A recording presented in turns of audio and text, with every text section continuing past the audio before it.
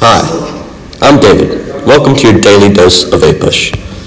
The dispute in this case, Fletcher v. Peck, arose in 1795 when the Georgia legislature granted some 35 million acres state land, including vast tracts around the Yazoo River and what is now Alabama and Mississippi, to private speculators for the bargain price of 1.5 cents per acre. It was soon discovered that all but one of the legislators who voted for the grant had been bribed.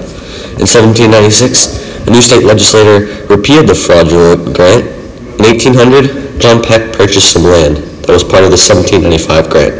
And in 1803, he sold 13,000 acres of it to Robert Fletcher for $3,000. When Fletcher discovered the sale of the land had been voided by state law, however, he brought suit against Peck for damages, claiming Peck had lied to him and promising he had good title to the land. A federal circuit court ruled for Peck, and Fletcher appealed to the U.S. Supreme Court. The question before the court was whether the Act of 1796, repealing the Act of 1795, was a violation of Article 1, Section 10 of the Constitution. Thank you to our incredible acting staff for that great visual representation. Alright, now to the topic at hand. Does this violate the Constitution? Well, that's an interesting question. Well, to first start off, Georgia did not have the authority to revoke the corrupt land sale under a strict reading of the contract clause by John Marshall. Now, this puts Fletcher's argument of Georgia being the sovereign power to deny Peck's sale to bed. Georgia itself violated the contract clause in the Constitution by repealing the deplorable sales in the first place. Now keep in mind, even though these sales were terrible, we can look to Article 1, Section 10, the contract clause, to show their legality.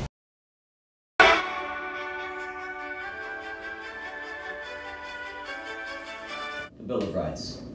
This and the Constitution are our nation's greatest documents. They decide how our government is run and how we operate.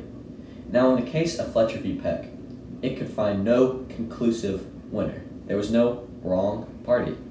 But, in the end, Fletcher did not get compensated for the land because Peck legally did not have to pay him. The lasting effect of Fletcher v. Peck is simple. It engraved in our governmental system that federal government had way more power than state government. How this is? Well, it's simple. The state did not get to decide what contract was void and what contract was not. John Marshall picked the contract ruling.